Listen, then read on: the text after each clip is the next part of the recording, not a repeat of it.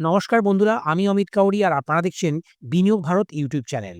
আজকের ভিডিওতে আমরা আলোচনা করব যে সুইং ট্রেডিং বা পজিশনাল ট্রেডিং এর জন্য কোন সেক্টরের কোন স্টকগুলিকে তোমরা আইডেন্টিফাই করবে এবং কোন স্টকগুলিতে তোমরা যদি ইনভেস্ট করো সেখান থেকে একটা ভালো প্রফিট জেনারেট করতে পারবে। তবে বন্ধুরা, ভিডিও শুরু করার আগে একটা ডিসক্লেমার দিয়ে রাখি, ভিডিওটিকে কোনো রকমের ইনভেস্টমেন্ট অ্যাডভাইস বা রেকমেন্ডেশন হিসেবে নেবেন না। এটি সম্পূর্ণ এডুকেশনাল পারপাসে আমি করেছি।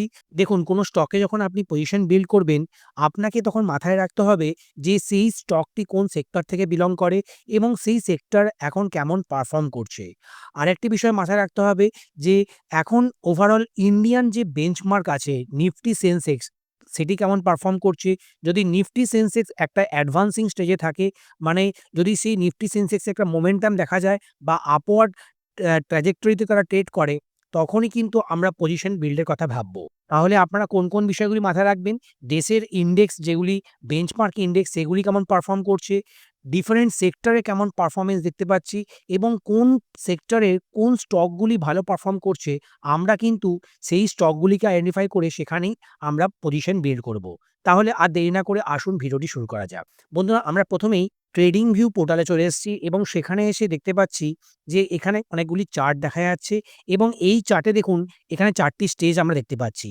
একটা হচ্ছে বেসিং স্টেজ, স্টেজ 1, স্টেজ 2 তে অ্যাডভান্সিং, স্টেজ 3 তে আছে ডিস্ট্রিবিউশন আর স্টেজ 4 এ আছে ডিক্লাইনিং। এই ৪ টি স্টেজের মধ্যেই কিন্তু যেকোনো চার্ট, যেকোনো টেকনিক্যালি আপনি যখন কোনো চার্ট খুলবেন, এই ৪ টি স্টেজের মধ্যেই তারা ঘোরাফেরা করে। আমরা প্রথমেই ওপেন করেছি নিফটি অটো ইন্ডেক্সকে। এই নিফটি অটো হচ্ছে অ্যাডভান্সিং স্টেজে আছে। বন্ধুরা, আমরা প্রথমেই ট্রেডিং ভিউ অ্যাপটি ওপেন করে নিয়েছি এবং ট্রেডিং ভিউতে গিয়ে এখানে কিছু ইন্ডিকেটর আপনারা দেখতে পাচ্ছেন। এই ইন্ডিকেটরটা আমার প্রপ্রাইটারি বিনিয়োগ ভারত চ্যানেলেরই একটা ইন্ডিকেটর। এটা আমি নিজেই ডেভেলপ করেছি। আর এই ইন্ডিকেটর বলে দেবে যে এই সেক্টরে এখন কোন স্টেজে ট্রেড করছে। দেখুন, এখন এই নিফটি অটো কারেন্ট স্টেজ তার হচ্ছে অ্যাডভান্সিং স্টেজ 2 তে আছে। আমরা সবসময় চেষ্টা করব কোনো স্টকে পজিশন বিল্ডের আগে সেই স্টকটি যেন অ্যাডভান্সিং স্টেজে, মানে স্টেজ 2 তে থাকে। যদি স্টেজ 3 বা স্টেজ 1 এ থাকে, আমরা সেগুলিকে এভয়েড করব। কারণ সুইং ট্রেডিং এ আপনার একটা মোমেন্টাম দরকার। আর স্টেজ 2 তে থাকলেই কোনো সেক্টর বা কোনো স্টক মোমেন্টামে থাকে। তাহলে নিফটি অটো দেখলাম যে অ্যাডভান্সিং স্টেজে আছে। তারপরে দেখি নিফটি ফার্মা। এই নিফটি ফার্মাও কিন্তু অ্যাডভান্সিং স্টেজে আছে। তারপরে দেখব Nifty health care. Nifty health কেয়ারও আমরা দেখতে পাচ্ছি স্টেজ 2 র মধ্যেই আছে। তার মানে আমরা যখনই কোনো স্টককে আইডেন্টিফাই করব বা ফিল্টার করব, দেখে নেব যে এই অ্যাডভান্সিং স্টেজে থাকা সেক্টরগুলি থেকেই যেন সেই স্টকগুলি বিলং করে। তারপরে দেখব নিফটি ফাইন্যান্স। নিফটি ফাইন্যান্স আমরা দেখেছি যে 47 উইকস ধরে একটা অ্যাডভান্সিং তারা আপওয়ার্ড মোমেন্টাম দেখাচ্ছে। তার মানে এই নিফটি ফাইন্যান্স সেক্টর থেকেই আমাদের স্টককে আইডেন্টিফাই করতে হবে। এটা আমরা বুঝে গেছি। তারপরে দেখব নিফটি সার্ভিস। এই নিফটি সার্ভিস সেক্টরের মধ্যেও আমরা একটা বুলিশ মোমেন্টাম দেখতে পাচ্ছি। নিফটি ডিফেন্স দেখুন, এখানে কিন্তু লং টার্মে এখনো অ্যাডভান্সিং স্টেজে আছে, কিন্তু শর্ট টার্মে আমরা একটা কারেকশন দেখতে পাচ্ছি। তারপরে দেখব নিফটি ইন্ডিয়া ডিজিটাল। এটাও কিন্তু একটা শর্ট টার্মের মধ্যেও আপওয়ার্ড মোমেন্টাম স্টেজ 2 শো করছে। এরপরে দেখব যে নিফটি ইন্ডিয়া ম্যানুফ্যাকচারিং, এটিও কিন্তু অ্যাডভান্স স্টেজে আছে। আর নিফটি কনজাম্পশনও কিন্তু এক্ষেত্রে অ্যাডভান্সিং স্টেজে আছে লং টার্ম চার্টের মধ্যে। নিফটি রিয়েলটি এখানে ডিস্ট্রিবিউশন, মানে স্টেজ 3 তে আছে। তাই নিফটি রিয়েলটিকে আপনারা এভয়েড করতেই পারেন সুইং ট্রেডিং এর জন্য।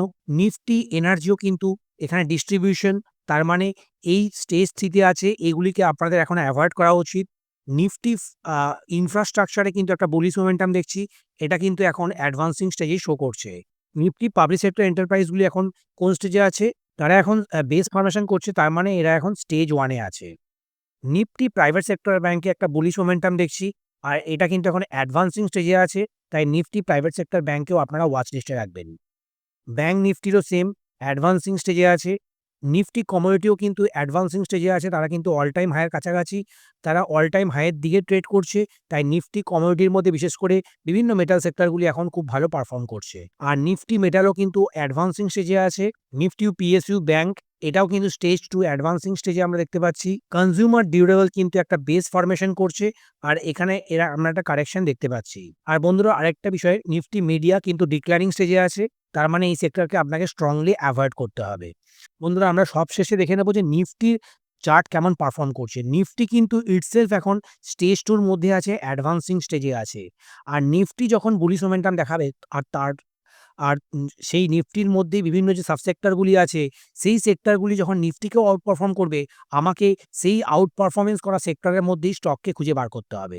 আসুন দেখে নেই কিছু আউট পারফর্মিং সেক্টরের মধ্যে দিগ্গজ কোম্পানিগুলি কেমন পারফর্ম করছে।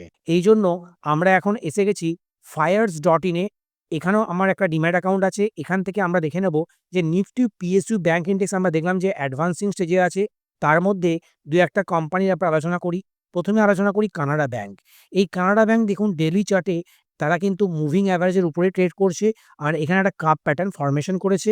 কানাড়া ব্যাংক এখান থেকেও একটা ভালো পারফরম্যান্স দেখাতে পারে। বন্ধুরা, আমরা এই পিএসইউ সেক্টরের আরেকটি দিগ্গজ কোম্পানি স্টেট ব্যাংক অফ ইন্ডিয়ার যদি চার্ট দেখি, ডেইলি চার্টে এখানে রিলেটিভ স্ট্রেংথ ইনডেক্স 60 টাচ করে গেছে।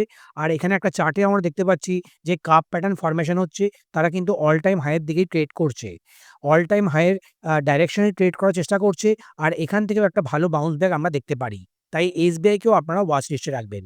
বন্ধুরা, আরেকটা কোম্পানি হচ্ছে ব্যাংক অফ বরোদা।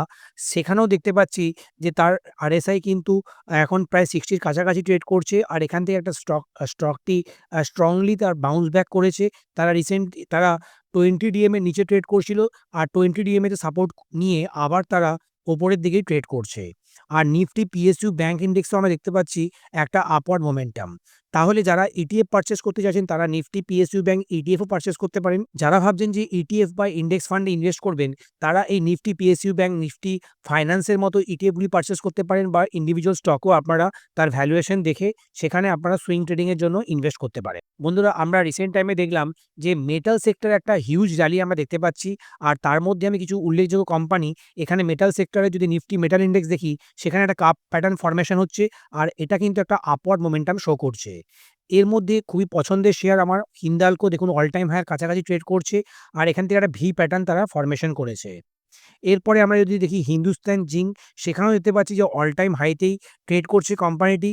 আর তারপরে আমরা যদি দেখি ন্যাশনাল অ্যালুমিনিয়াম কিন্তু খুব সুন্দরভাবে একটা কাপ প্যাটার্ন ফরমেশন করেছে এবং অল টাইম হাইতেই তারা ট্রেড করছে।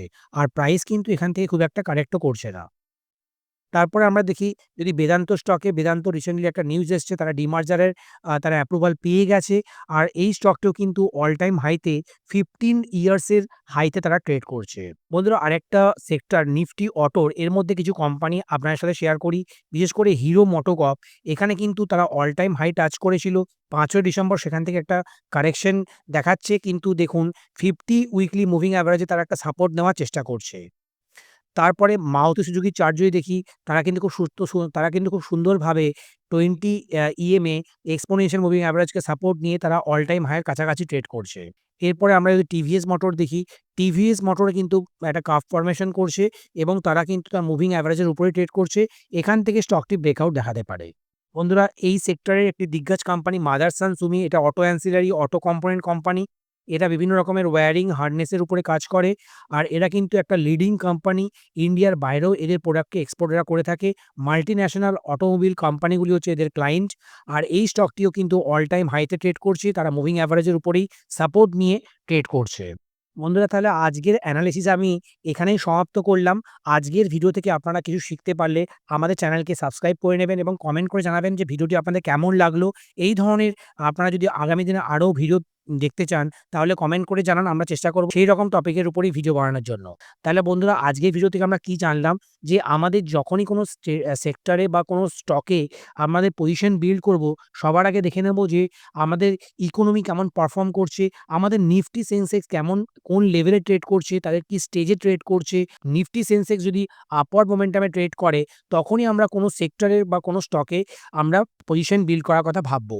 আর কোনো স্টকে আইডেন্টিফিকেশন আগে দেখে নেবেন যে সেই স্টকটি যে সেক্টর থেকে বিলং করে, সেই সেক্টরে একটা যেন টেইলউইন্ড থাকে, সেই সেক্টরে যেন একটা রিলেটিভ আউট পারফরম্যান্স থাকে নিফটির এগেইনস্টেও।